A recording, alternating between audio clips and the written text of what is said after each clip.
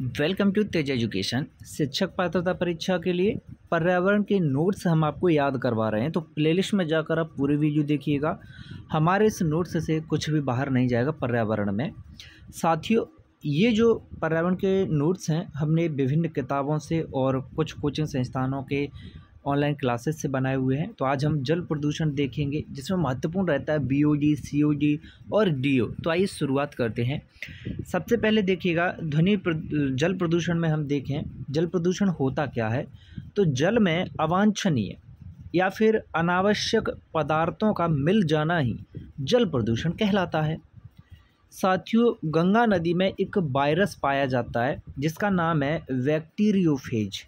इस बैक्टीरियोफेज के कारण जो है गंगा नदी का पानी लंबे समय तक खराब नहीं होता है। ठीक है, इसके कारण बैक्टीरियोफेज के कारण। आगे बढ़े चलते हैं। देखिएगा आगे है कि जल प्रदूषण के स्रोत कौन कौन से होते हैं।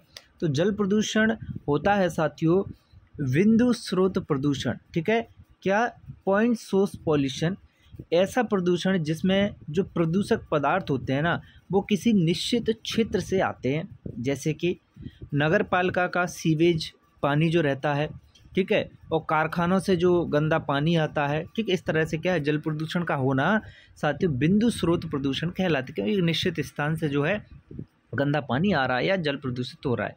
फिर है अबिंदु स्रोत प्रदूषण।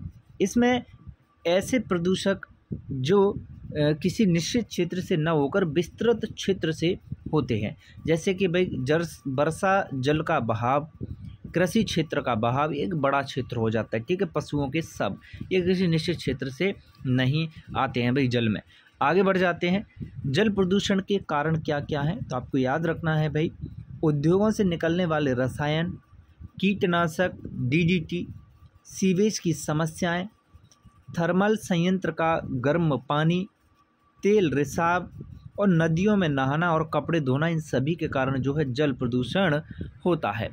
सबसे खास ये तो अब तक पूरी सिंपल चीज़ें थी जल प्रदूषण की, लेकिन जो महत्वपूर्ण चीज़ें हैं ठीक है वो ये हैं। ठीक है, जैसे सबसे पहले आपको याद रखना है कि घुलित ऑक्सीजन क्या होता है या डिजॉल्व ऑक्सीजन क्या होता है। ठीक है, डिजॉल्व ऑक्सीजन डीओ या घुलित ऑक्सीजन। तो साथियों जल में घुली हुई ऑक्सीजन की जो मात्रा रहती है उसे घुलित ऑक्सीजन कहा जाता है। ठीक है, जल में घुली हुई ऑक्सीजन की मात्रा को क्या कहते हैं, घुलित ऑक्सीजन कहते हैं। और अगर जल में घुली हुई ऑक्सीजन जो है वह 8 mg पर लीटर से कम है तो जल प्रदूषित है। ठीक है, और अगर 4 mg पर लीटर से कम है घुलित ऑक्सीजन तो जल अति प्रदूषित है। कैसा है, अति प्रदूषित। और अगर 8 mg पर लीटर है घुलित ऑक्सीजन तो जल भाई कैसा है, सामान्य है। ठीक है, ये याद रखना 8 mg पर लीटर पर सामान्य है, 8 mg पर लीटर से कम है तो जल प्रदूषित है, और 4 mg पर लीटर से कम है तो जल अति प्रदूषित है। ठीक है, और क्या है साथियों, ये डिजॉल्व ऑक्सीजन या घुलित ऑक्सीजन है। ठीक है, आगे बढ़ते हैं। अब बात आती है भाई जैविक ऑक्सीजन मांग अर्थात बायोलॉजिकल ऑक्सीजन डिमांड, बीओडी क्या होता है। बीओडी तो याद रखिएगा जैविक पदार्थों के अपघटन के लिए आवश्यक ऑक्सीजन की जो मात्रा होती है उसे बायोलॉजिकल ऑक्सीजन डिमांड या बीओडी कहा जाता है। ठीक है, तो जैविक पदार्थों के अपघटन के लिए आवश्यक ऑक्सीजन की मात्रा बीओडी कहलाती है। और जल के प्रदूषित होने पर बीओडी क्या होती है भाई, बीओडी बढ़ जाती है। ठीक है, जल अगर प्रदूषित है तो इसका अर्थ है उसमें ऑक्सीजन की मात्रा भाई कम है। ठीक है, अर्थात जैविक पदार्थों के अपघटन के लिए जो ऑक्सीजन की आवश्यकता है वो क्या बढ़ जाएगी। ठीक है, बीओडी बढ़ जाती है। ठीक है, आगे बढ़ जाते हैं। चलिएगा देखिएगा जल जब प्रदूषित होता है तो उसमें जो घुलित ऑक्सीजन रहती है वो तो कम हो जाती है। ठीक है, और बीओडी अर्थात बायोलॉजिकल ऑक्सीजन डिमांड, क्यों भाई ऑक्सीजन कम है उसमें, तो बीओडी ऑक्सीजन की मांग जो है क्या है भाई, बढ़ जाएगी। ठीक है, जैविक ऑक्सीजन मांग क्या है, बढ़ जाएगी। ठीक, आगे बढ़ते हैं। अब है भाई रासायनिक ऑक्सीजन मांग क्या होती है, केमिकल ऑक्सीजन डिमांड। अभी हमने देखा था बायोलॉजिकल ऑक्सीजन डिमांड, अब है केमिकल ऑक्सीजन डिमांड। इसमें क्या होता है भाई, कार्बनिक अकार्बनिक पदार्थों के अपघटन के लिए जो ऑक्सीजन की ज़रूरत होती है ना, वो CO2 कहलाता है।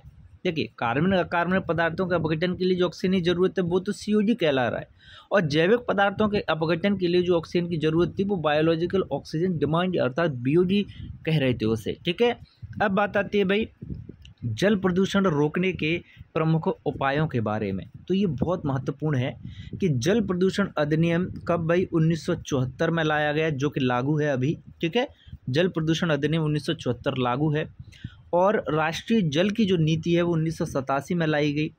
राष्ट्रीय जल नीति 2002 में बनाई गई, और राष्ट्रीय जल नीति 2012 में बनाई गई, जो अभी वर्तमान में चल रही है। ठीक है, तो राष्ट्रीय जल नीति 1987, 2002 और 2012। ठीक है, और जल जीवन मिशन साथियों 2024 में शुरू किया गया। इसका उद्देश्य है हर गांव में हर घर तक नल का पानी पहुंचाना। ठीक है भाई, जल जीवन मिशन 2024 का ये काम है भाई, उद्देश्य है। ठीक है, तो इस क्लास में हमने पूरा जल प्रदूषण देखा। अगली क्लास में ध्वनि प्रदूषण आपका खत्म कर देंगे। छोटे छोटे क्लासेस में पूरा आपका पर्यावरण जो है नोट्स के माध्यम से हम आपको याद करवा देंगे, और अगर आपने पहले पढ़ लिया है तो अच्छा आपका रिवीजन हो जाएगा।